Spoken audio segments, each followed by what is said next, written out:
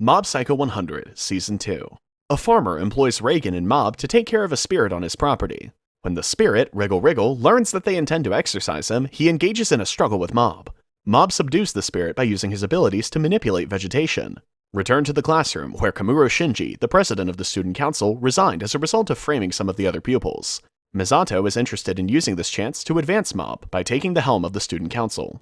She persuades him to run by suggesting that Tsubame could like him if he wins. He concurs, but when he attempts to give a speech to the student body about why they should elect him, things go disastrously. He becomes paralyzed and is unable to utter a single syllable as a result. Due to the poorly received speech, he comes in last and Kumuro is re-elected. Mob was feeling a little sad until he received a letter from a girl named Emmy in which she expressed her admiration for his bravery despite being unable to speak during his speech. Emmy informs him that she enjoys writing books and makes him read one when they first start dating. After a week of dating and several enjoyable times, Emmy admits that she invited him out on a dare and wasn't really interested in dating him. She departs from him, but later, Mob encounters her and her fictitious pals as they mock the idea that she had fabricated a narrative. Emmy presents herself as unconcerned while they continue to destroy the narrative. Mob proceeds to pick up the pieces, knowing that she was only acting bold and that it meant a lot to her. The girls linger long enough to kind of make fun of him, but they soon depart, and Emmy decides to stay and assist Mob. Even though he has most of the pieces, a blast of wind almost blows them all away, so Mob is forced to use his abilities to put the pieces back together before they are all lost, demonstrating his mastery. Tsubame just so happened to be nearby and seemed to be a little heated and bothered by his kindness, which gave this good deed extra brownie points. Since business had been a little quiet, Mob and Reagan were out looking for work when they ran into Banshomaru Shinra, a rival psychic. When a woman approaches Reagan and Shinra and informs them that there is a ghost next to her that Mob can confirm, the two of them get into a mini competition for a job. She then asks for their assistance in dealing with several local urban legends, Human Face Dog Dash Granny, the Red Raincoat, and the Dragger, after realizing they are the genuine deal. When Reagan and Shinra decide to part ways, Reagan asks Dimple to stay with Shinra to make sure nothing untoward happens to him. Shinra encounters the Red Raincoat, who allegedly enjoys bathing in children's blood, after being mistaken for a pervert who is hitting on young children. It turns out that he is simply creepier than the urban legend had first assumed. He's basically simply a weirdo who enjoys flashing young children. In the face of pedophilia, Shinra acts as a white knight and pursues the man in the red raincoat after causing him to leave. The human face dog urban legend, which was actually just a dog that kids drew, is debunked in the meantime by Mob and Reagan. Returning to Shinra, he catches up to the man in the red raincoat but is tasered and knocked out. When he awakens, Red Raincoat is being dragged away by the Dragger urban legend. He tries to save him, but instead is assaulted by the spirit, necessitating Dimple's intervention to save his life. After that, Dimple calls Reagan to inform them of their predicament. Despite the Dragger's continued attempts to kill them, Dimple is able to keep Shinra alive until the mob arrives and vanquishes the spirit.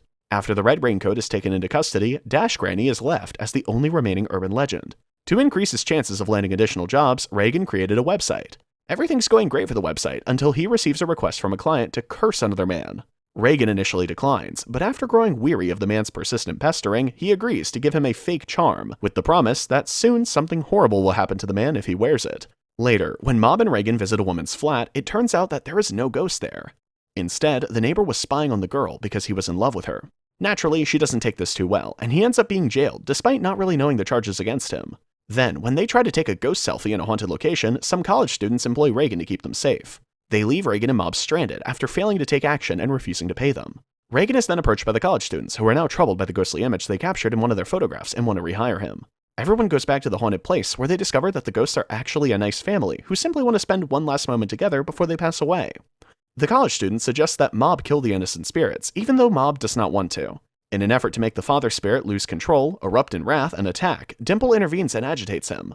The spirit declines and insists they pose no threat to anyone, demonstrating their reliability. Mob, who adores both the family of spirits and the students equally, something Reagan hadn't realized until then, is deeply troubled by the idea of having to battle either of them. Reagan then performed an imitation exorcism to please the students. Reagan receives a job offer from Masashi Asagari, a CEO who is very affluent. He readily seizes this chance with Mob because of the prospective large payment. When they get to his estate, they discover that he has also employed a number of other psychics, including Shinra and his teacher Kirin Jodo, who are also members of the Sun Psychic Union. The CEO requests that they all work out his daughter Minori, who appears to be possessed. Dimple recognizes the ghost as the former psychic Keiji Mogami, who is the cause of her possession. Dimple cautions the others that Mogami was a strong psychic who almost killed him before absorbing him to become a strong ghost when he died. While Dimple was able to flee, his pals weren't that fortunate and were slain by Mogami. When Mogami passed away, he assumed his final appearance as the strong spirit he had always longed to be. Mob adjusts his strategy to imitate the peeping Tom and induce an out-of-body experience after realizing that Mogami is too strong and that he cannot be extricated from Minori's body. He then enters Minori's body to drive the spirit away, with Dimple remaining to occupy and guard Minori's body. When Mob enters, Mogami addresses him and tells him that they are in a mental world where he has complete control. He impersonates being hurt by Mob before taking away his abilities. Mogami reveals that the user's emotions are what give the psychic power its strength after Mob has been rendered unconscious. The psychic abilities are enhanced when negative emotions are present. Mogami then manipulates the mental universe to create a perfect replica of Mob's life, with the exception that Mob is devoid of all supernatural abilities, friends, and family. Despite the fact that it's just been 30 minutes, Mob believes he's been living in the mental realm for 6 months. He's continuously bullied by the people in his life, particularly Minori, who entered the world as a transfer student because he has no powers. He doesn't know his brothers are pals, so when he's bullied this time, no one steps in to defend him. Mogami, a psychic like Mob, made the decision to utilize his ability to kill people for money in order to pay for his mother's medical expenses when she fell ill. After she passed away, she turned wicked and held him responsible for her demise. The reasoning being that the terrible acts he was committing to keep her alive started to encircle him. He chooses to kill himself after knowing this in order to become the most powerful evil spirit, but this time he won't think about anyone else, he'll simply concentrate on himself. Mob is singled out for bullying as he attempts to assist a stray cat. Mogami intervenes, attempting to persuade Mob to stop allowing people to get away with anything they want. In order to help him punish the individuals in the real world, he wants to convert Mob into one of his supporters. In the meantime, Dimple determines that this is definitely taking too long and enters Minori's body in search of Mob. In the mental world, Mob is finally regaining control over his abilities, so he can defend himself from Minori and the thugs. Dimple appears to calm him down just before he gives in to his bad feelings and kills one of the boys. He initially has no recollection of Dimple or anybody from the outside world, but as soon as Mogami's name is spoken, everything comes flooding back. Then Mogami continues, saying that some of the wicked spirits he had ingested while still living are what make up the inhabitants of this planet. They all started to attack Mob, forcing him to defend himself. He defeats Mogami while attempting to save Minori, but in doing so, he frees all of the spirits inside of him, which then assault Mob. Mob's body is ultimately overwhelmed and destroyed by this, causing him to ascend to an unknown power level, where he uses it to kill both the spirits and the entire mental universe. Then, Mob awakens in his actual body. As Mogami is leaving Minori's body, Matsuo swiftly captures him and gives him the new name Pudding-chan. Minori acknowledges that she behaves in exactly the same manner in reality as she did to him in the imaginary realm. But when she realizes how cruel she was, she panics, plays the victim card, sobs, and begs for his pardon at the same time. He pardons her, primarily because she made him realize that people can change. Mob has significantly improved both his social connections and his physical fitness. But Reagan, who keeps calling him to assist with his exorcisms, is kind of stifling his development. Mob finally realizes that Reagan might only be using him for his powers, which leads to a massive altercation between the two of them. The two eventually cease conversing, and while Reagan continues to work alone, Mob focuses on his friendships. Reagan discovers himself alone and dissatisfied with his life on his birthday, yet this drives him to take action. Even without Mob's assistance, he begins to concentrate on his work, uploading films that educate people how to channel spirits and protect themselves against tricks, or just giving them life advice. His fame quickly grows, and he eventually earns the title of the bro in the whole city. He becomes so well known that he accepts an invitation to appear on a psychics-only television program in order to further his popularity. The issue is that Kirin Jodo is using him as a ruse to reveal Reagan as a phony. This is all the result of Mogami possessing Jodo during the struggle at the mansion, which is why Reagan punched him in the face to defend himself. That made Jodo feel a little disrespected, so he is now going after Reagan. Reagan is, of course, swiftly exposed on the show as a charlatan who lacks psychic abilities. He suffers humiliation, and everyone in his life begins to dislike him. He ultimately decides to just hold a news conference, because there is a never-ending flurry of reporters camped outside his home trying to get a story. As soon as the conference starts, he unintentionally begins asserting that they don't have any evidence that he possesses psychic abilities. Why are you even in the psychic business? A reporter queries. This inquiry makes the memory of being contacted by Mob for the first time 3 years ago more bearable. At first, he only wanted to support Mob since he believed he was experiencing typical teenage issues like sadness and low self-esteem. This all changes though when he learns that Mob genuinely possesses psychic abilities and has the ability to channel spirits. When Reagan considers everything, he begins to understand that perhaps he was simply using Mob, despite the fact that he did care about him. He now feels bad about it. Upon realizing everything, he has a flash of insight and decides he wants to try and reach out to Mob. He then looks into the camera and says, "You've grown up."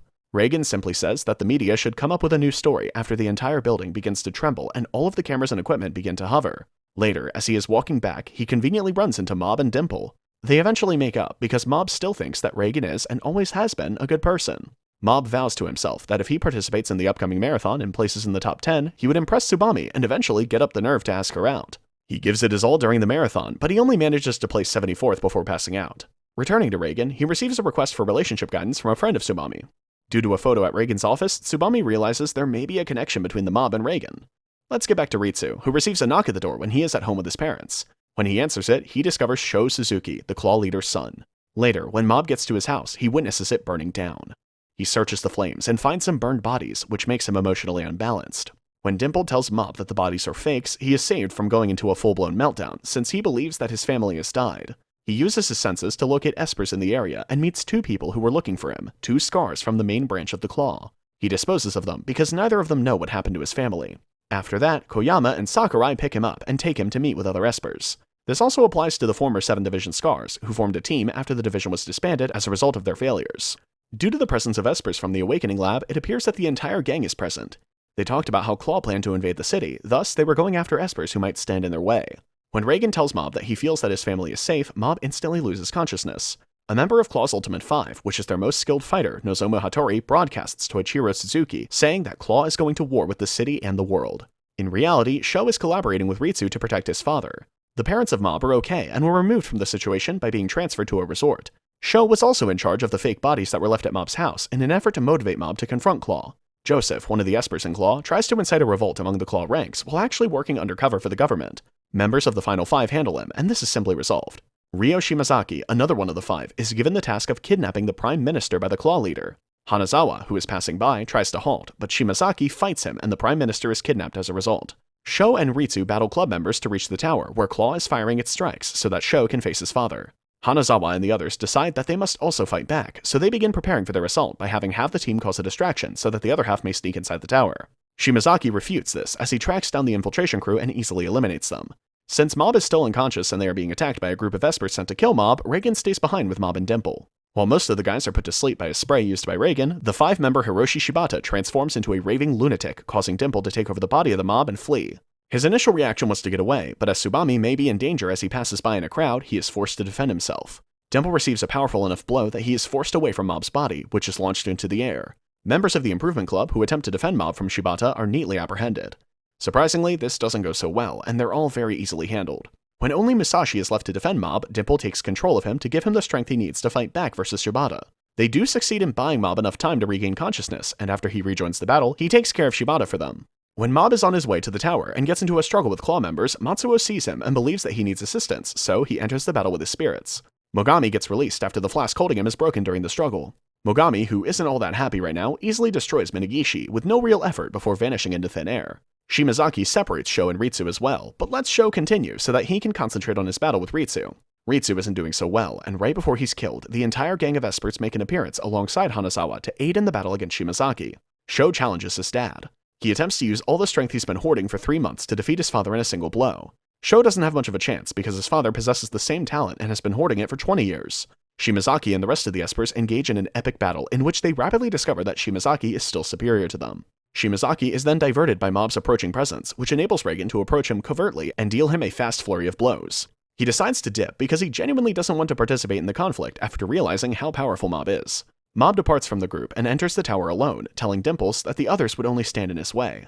Katsuya Serizawa, another one of the Ultimate Five, is accosted by Mob. Before the boss hired him into the Claw, he had never felt safe leaving his room. After that, he began to see Toichiro as a sort of savior figure, and he fully committed himself to the cause. Mob gets into a confrontation with Serizawa and shows him that he understands his loneliness and despair by expressing those feelings to him. When Mob persuades him that Toichiro is only using him and isn't as concerned about him as he thinks, he decides to stop fighting Mob. Sho is informed by Toichiro that he has the ability to donate psychic talents to other Claw members, and that he is also capable of doing so. He regains control of all of his abilities because, having been vanquished, they no longer require them. Mob arrives and attempts to reason with him. For Mob, things didn't go well, and he was attacked by him. Reigen is compelled to intervene and attempt to save Mob, which forces Serizawa to intervene to save Reigen because it is clear that he was never going to achieve anything significant. Reigen, Sho, and Serizawa rejoin the other espers at ground level. Now that everyone has left the tower, Mob is free to unleash his full arsenal of attacks. Seeing Mob violence at its worst, Toichiro realizes he must use all of his strength to keep up. He loses control of his power and transforms into a massive time bomb that will blow up the city. Ma is getting ready to give his life to stop the explosion and save the others. In order to lessen the explosion and at least preserve the majority of the city and the neighboring residents, he then comes up with another concept to channel part of Toichiro's power into himself. Mob and Toichiro both survive the explosion. Toichiro then apologizes to Sho for being somewhat crazy and attempting to take over the world before being taken away. Before the explosion, Mob had some broccoli seeds in his pocket. Using his ability, the seeds grew into the enormous broccoli known as the Divine Tree. Serizawa receives a makeover from Reigen so that he can start working at the Spirits and Consultation office with him and Mob, while the other characters are readjusting to their lives. Thank you for seeing my channel, So Annis Some Anime Stuff. Today, Mob Psycho 100 Season 2. Remember to hit the like and subscribe button. See you later.